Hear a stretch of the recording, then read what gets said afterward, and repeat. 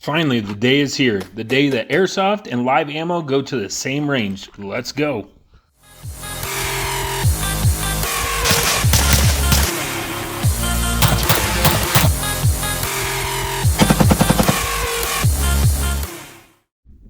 Okay, like the intro said, I took the Airsoft and the actual firearm to the range to see if any of the crazy training that I'm doing in my backyard would translate over to range time. And effectively, if you're good at the range, then you're probably going to be good in a real life situation. So I'm hoping it crosses over to multiple different domains.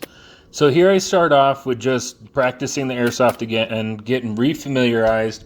As you can see, re-indexing my holster and stuff, you lose that over time. I haven't been doing that for a couple weeks, and I kind of lost that. So I'm just refamiliarizing myself with the Airsoft, getting familiar with it again. I can say that I became very, very cognizant and good at dropping the safety on the Airsoft, which went the biggest thing transitioning over to the CZ. It has a little bit different safety, a little bit different than what I'm used to. So I was really hoping that using the Airsoft in the backyard for, a long period of time or countless hours or however you want to look at that would translate over. And it did. You'll see that coming up when I start shooting the actual firearms.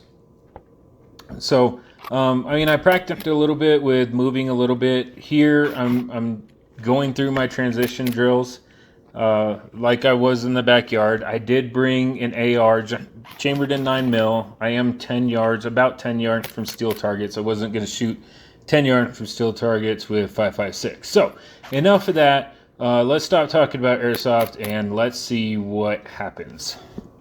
I want to say a huge thank you to Mountain City Supply. They supplied the ammunition for this testing. They gave me 200 rounds of 9mm. Now, this is the cheapest ammo that they sell. This is their remanufactured. So they take shot brass and they remanufacture it into what they're calling their target ammo. Everything shot flawlessly. I didn't have a single malfunction with the ammo. Also, Mountain City Supply has some of the cheapest prices on the internet. The link will be down in the description. But what I like most about Mountain City Supply is they're a small business. So they're local to me in Colorado. They're up in Castle Rock in Colorado, and they're small. Last time I talked to them, which was about a month ago, they had 35 employees. They kind of started during COVID when ammo wasn't available. That's when they decided to start their business in order to try to get ammo out to the consumer, which is crazy to me because there weren't primer, there wasn't any brass or projectile. Nobody could get anything. So huge shout out for Mountain City Supply for starting up your business when we really needed you, for giving us great ammo prices and shipping it out to pretty much the entire United States. I think at the time that I talked to them, they couldn't ship to 2 different states. But if you're looking for ammo and you're looking for a good deal, make sure you click the link in the description. It'll take you to their webpage. And just tell them thank you very much for helping support Thin Line Defense. Okay, now for the fun part. So now I'm actually going to start with live ammo. As you can see, I started off slow. This is live ammo, and I treated it accordingly. So I start off slow, and I just start doing the transition drill with just the pistol that I was practicing in the backyard and seeing if I'm any better. I can tell you right off the bat, I was leaps and bounds better with my draw, with the safety manipulation, with re-indexing, re-safetying, and then re-indexing my firearm. I'll tell you this though, I put new sights on my CZ, and at the beginning you can see I'm shooting like trash. I'm going to blame it on the sights only because I was shooting a little bit low. Take it or leave it, I don't care. I shoot like trash 50% of the time I go to the range. So it's nothing new to me. But you'll see throughout the video, I do start hitting steel a little bit better. These are smaller steel plates. I'm aiming for a silhouette, if you know what I mean. So I wasn't too worried about it when I first started, but once I recognized that I was shooting low, I adjusted accordingly. Now, with that said, I am trying to go for speed. I'm trying to go for be the first one to fire a shot. So accuracy or precision isn't, high on my focal plane.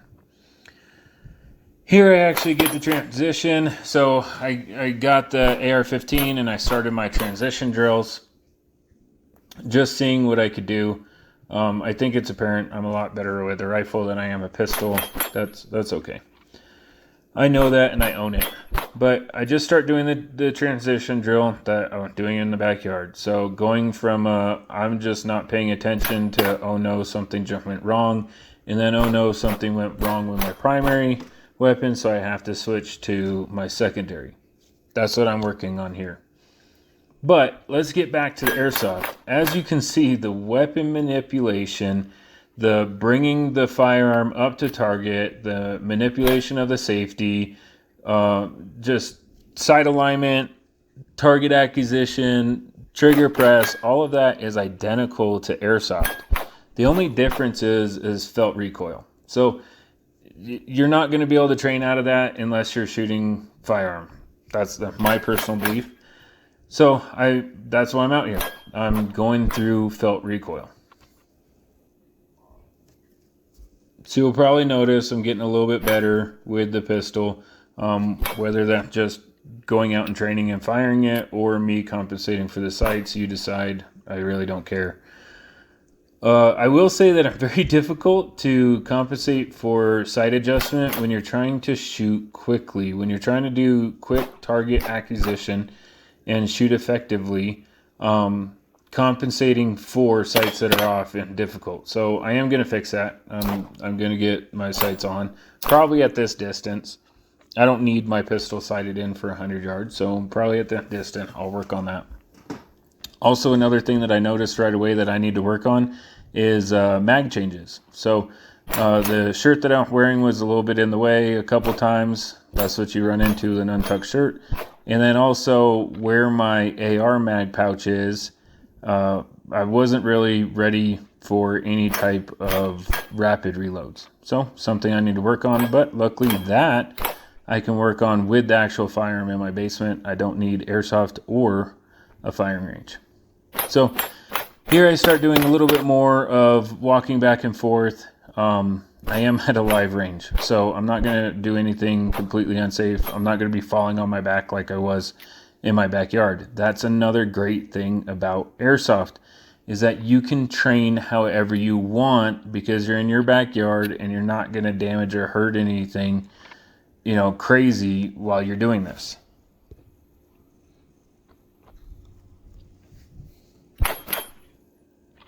So I'm just going through some of the paces, going back and forth. I didn't have any set shot limit in my head. I think that's apparent. I'm shooting, anywhere between 2 to 5 rounds on each draw.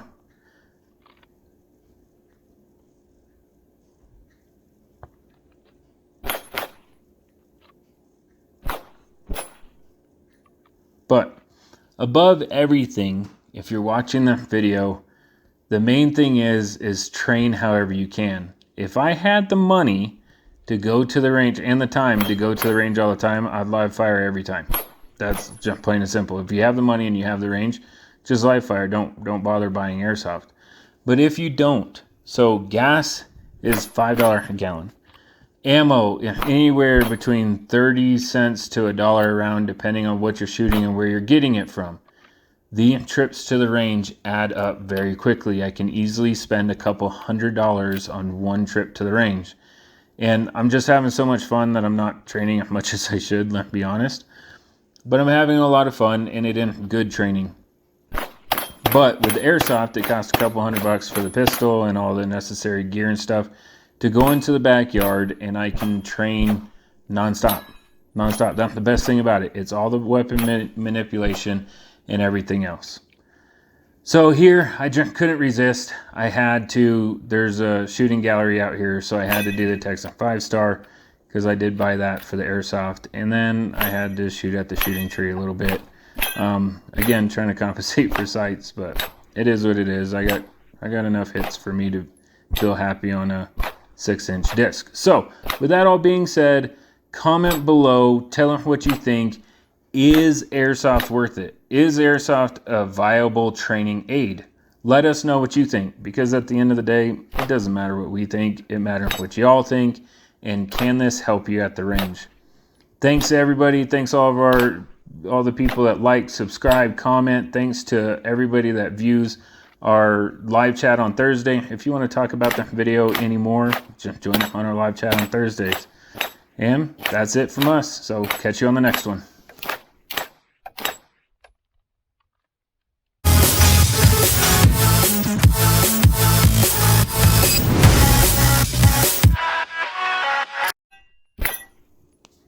Guns work a lot better when you have loaded magazines in them.